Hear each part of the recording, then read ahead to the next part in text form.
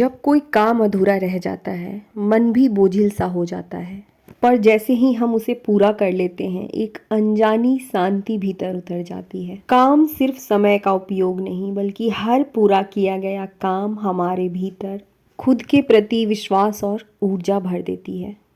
हमारी छोटी सी उपलब्धि भी हमारे जीवन को नई दिशा दे जाती है। संडे वाले दिन की ये सूट है। साल में एक बार नवरात्रों से पहले मैं अपने मंदिर की पेंटिंग करती हूँ। इस साल मैंने इसे सफ़ेद रंग दिया है। आज की हमारी टॉपिक है टाइम सेविंग या time management tips for busy mom. अपने समय को मैनेज करने के लिए बहुत अधिक समय नहीं लगता, बल्कि दिन में 20 मिनट के टाइम मैनेजमेंट का इस्तेमाल कर हम अपनी ज़िंदगी को बेहतर बनाने के लिए कर सकते हैं। ये मेरी बेटी का रूम है और आज इस रूम की क्लीनिंग करने वाली हूँ। मुझे बहुत से कमेंट आते हैं कि दी आप अपना पूरा रूम नहीं दिखाती हैं। मैं गवर्नमेंट क्वार्टर में रहती हूँ, बेडरूम बहुत छोटे छोटे हैं जिसकी वजह से मैं प्रॉपर सूट नहीं कर पाती हूँ। फिर भी आज की वीडियो में अपने बेडरूम का टूर करवा दूँगी। आज की वीडियो में हम बात करने वाले हैं कुछ ऐसे प्रैक्टिकल तरीकों के बारे में जिससे बिजी मॉम्स भी क्लीनिंग के लिए समय निकाल पाएंगी। Time management in 20 minutes a day आज की टॉपिक की कुछ बातें मैंने इस बुक से ली हैं। सबसे पावरफुल बात जो मुझे इस बुक की लगी है और हम सब के लिए भी बहुत इम्पॉर्टेंट है, यदि सच में हम अपनी लाइफ में टाइम को मैनेज करके चलना चाहते हैं तो सबसे पहले हमें ये समझना होगा कि हमारा टाइम स्पेंड कहाँ हो रहा है, हम अपने समय को कहाँ और कैसे खर्च कर रहे हैं। मतलब अपने टाइम को ऑडिट करना होगा। मतलब 2 से 3 दिन अपने समय को लिखना होगा। ये सच में जादू की तरह काम करता है। टाइम ऑडिट का यहाँ मैं चार्ट लगा रही हूँ, आप स्क्रीनशॉट ले करके बनाइए और उसे लिखना शुरू कीजिए। बहुत लंबी चौड़ी बातें लिखने की कोई ज़रूरत नहीं है, बस रफली लिखना है कि 6 से 8 मैंने ये काम किया, 8 से 12 मैंने ये किया। 3 दिनों की बात छोड़ दीजिए, यदि हम एक दिन भी सुबह उठने से रात सोने तक हमने किस काम को कितना समय लगाया है लिख कर देखेंगे तो पाएंगे असली सफाई का समय तो केवल 1 या 2 घंटे होता है। बाकी समय तो हमारा टाल मटोल, आज नहीं कल, इस तरीके की चीज़ें ख़त्म कर देती हैं। मंदिर पेंट करने के बाद ये वाइट कलर के पेंट थोड़े से बच गए थे। मैंने सोचा था कि ये पेंट पूरे दरवाजे पे हो जाएगी, लेकिन आधी ही हो पाई। वॉलपेपर मेरे पास में है, सोच रही हूँ इस पर वॉलपेपर लगा दूँ। जब मैंने अपना यूट्यूब चैनल स्टार्ट किया था, स्टार्टिंग में महीने में 1 ही वीडियो डाल पाती थी। मुझे लगता था कि समय ही नहीं मिल रहा है। तब मैंने टाइम ब्लॉकिंग की इस टेक्निक को लिखना शुरू किया। बिना रुके और बिना सोचे मैंने इस टेक्निक को 10 दिनों के लिए लिखा। मैंने यही सोचकर लिखना शुरू किया था कि कुछ भी नहीं करने से अच्छा है थोड़ा सा कुछ करके देखा जाए। आज भी मेरे पास वो डायरी है जिसमें मैंने ये लिखा था, किसी वीडियो में दिखाऊंगी ज़रूर। लिखने के बाद मुझे ये पता चलने लगा कि मेरा समय कहाँ कहाँ जा रहा है। मेरा अधिकतर समय फालतू की चीज़ों में जा रहा था।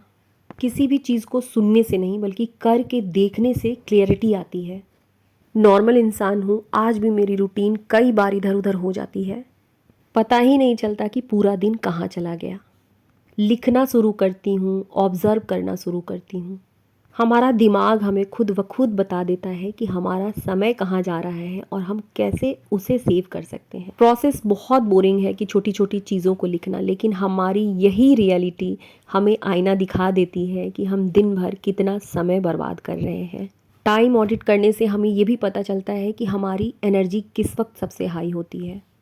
जैसे कि मैं अपने बारे में बताऊँ तो मेरी एनर्जी सुबह सुबह बहुत हाई होती है, मॉर्निंग उठने के साथ नहीं। मुझे पता है कि सोकर उठने के 2-3 घंटे बाद मेरी एनर्जी बहुत हाई रहती है। जिस वक्त एनर्जी हाई है और जो सबसे ज़रूरी है उसे चुनना है। मुझे ये भी पता है कि शाम होते होते मेरी एनर्जी बिल्कुल लो होने लगती है। उसके बाद कुछ ऐसे कामों को करती हूँ जिसमें बहुत अधिक दिमाग लगाने की भी ज़रूरत ना हो और मन लगाने की भी ज़रूरत ना हो। जैसे कपड़ों को फोल्ड करना, प्रेस करना, बैठे बैठे सब्जी को काट लेना। कहने का मतलब है कि हम अपनी एनर्जी के अकॉर्डिंग चीज़ों को सिस्टमैटिक कर सकते हैं। इससे हमारा टाइम सेव होता है।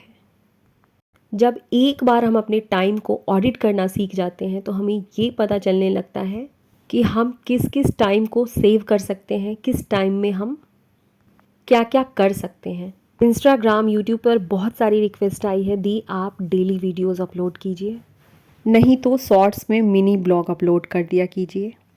हमें आपको देखना बहुत अच्छा लगता है। अपनी अधिक से अधिक वीडियो आप लोगों तक लेकर के आऊँ। बेडरूम में एक कॉर्नर में इस तरीके का एक सेल्फ बनाया हुआ है और इस जगह पर मैं अपने मंदिर को रखती हूँ। मंदिर नीचे ही रखती हूँ क्योंकि यहाँ पर बैठ करके पूजा करना आसान होता है। सीलन बहुत जल्दी लग जाते हैं, सीलन की वजह से ये वॉल पूरी तरीके से ख़राब हो गए हैं।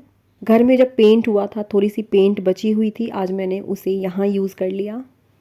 पेंट करने के बाद इसे 3-4 घंटों के लिए छोड़ दिया था, बाकी कोई काम नहीं किया। मैंने आप सबसे शेयर किया था कि मैं ह्यूमन साइकोलॉजी की स्टडी कर रही हूँ। पिछले कुछ दिनों से काम बहुत है, समय नहीं मिल पाता है, लेकिन फिर भी मन ना होते हुए भी आधे घंटे मैंने पढ़ाई की। पेंट करने से पहले कपड़े मैंने चेंज कर लिए थे। अब यहाँ की मंदिर पूरी तरीके से ड्राई हो गई है, बाकी क्लीनिंग स्टार्ट कर रही हूँ।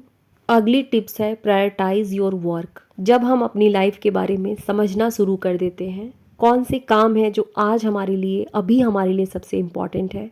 हमारे पास कुछ ऐसे काम होते हैं जो इम्पॉर्टेंट तो है लेकिन उन्हें हम कल पर भी टाल सकते हैं। अपने कामों के बारे में हमें खुद पता होना चाहिए कि कौन सा काम आज के लिए इम्पॉर्टेंट है जिसे हम कल पर नहीं टाल सकते। जैसे कि आज का मेरा ये काम है बेडरूम की क्लीनिंग, इसे मैं कल पर नहीं टाल सकती हूँ। टालने का मतलब है कि चीज़ें बिल्कुल बिखर जाएंगी और अधिक चीज़ें अव्यवस्थित हो जाएंगी और अधिक समय लगेगा इन्हें वापस फिक्स करने में। 3-4 घंटे का ब्रेक मैंने लिया और बिना सोचे समझे वापस आ गई हूँ अपने कामों को समेटने, क्योंकि अभी की मेरी यही प्रायोरिटी है। इस तरीके के कुछ डब्बे मैंने लोकल मार्केट से ही ले रखे हैं और घर में जो छोटी मोटी चीज़ें होती हैं बिखर जाती हैं, सबकी अलग अलग कैटेगरी बना करके रख देती हूँ।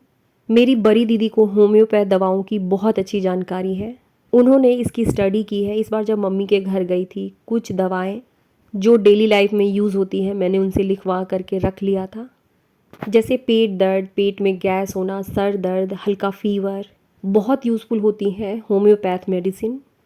छोटी छोटी चीज़ें जो हमारी लाइफ को बदल सकती हैं, हमारी लाइफ में कुछ वैल्यू ऐड कर सकती हैं, ऐसी चीज़ों को हमें सीखना ही चाहिए। एक स्मार्ट वुमन का मतलब है हर वो चीज़ जो हमारी लाइफ में वैल्यू ऐड कर रही है, हम जहाँ हैं केवल वहाँ से एक स्टेप आगे भी बढ़ पाते हैं। तो ऐसी चीज़ें हमें ज़रूर सीख लेनी चाहिए। नीचे वाले सेल्फ में मेरा मंदिर है और बाकी यहाँ पर तनिष्क के खिलौने और कुछ छोटी मोटी चीज़ें हैं जिन्हें उनकी कैटेगरी के हिसाब से अलग अलग डब्बों में डाल देती हूँ। लेकिन जितनी जल्दी ये ठीक होता है उतनी ही जल्दी अपनी पुरानी हालत में वापस आ जाता है।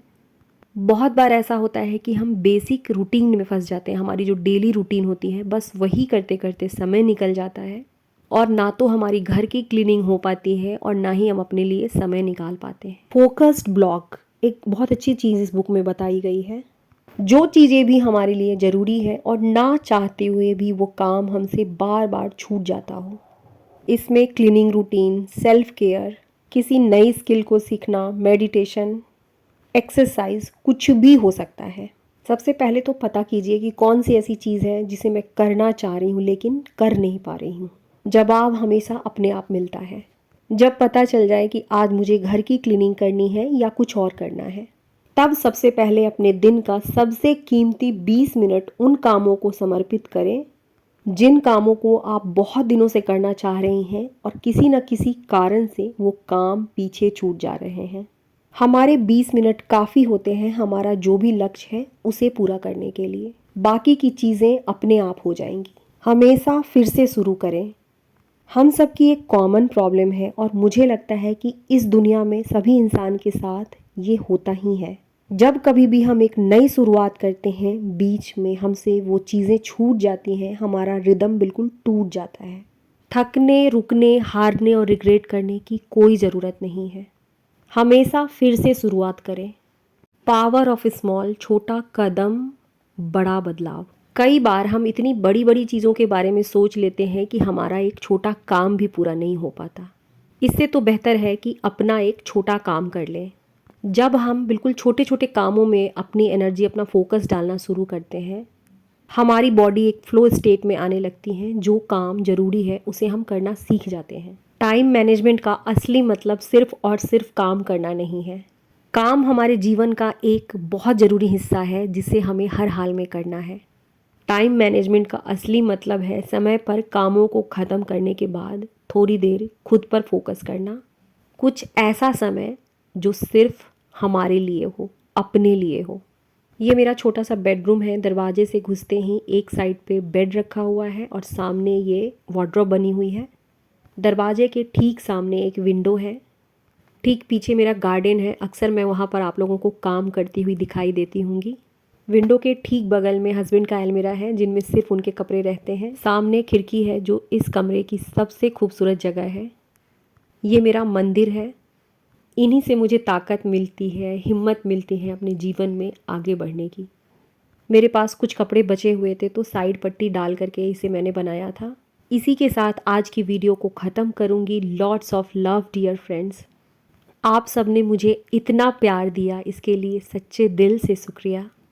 माता रानी आप सबके जीवन में ढेर सारी खुशियाँ लेकर आएँ और अब हमारी मुलाकात होगी मेरी अगली वीडियो में।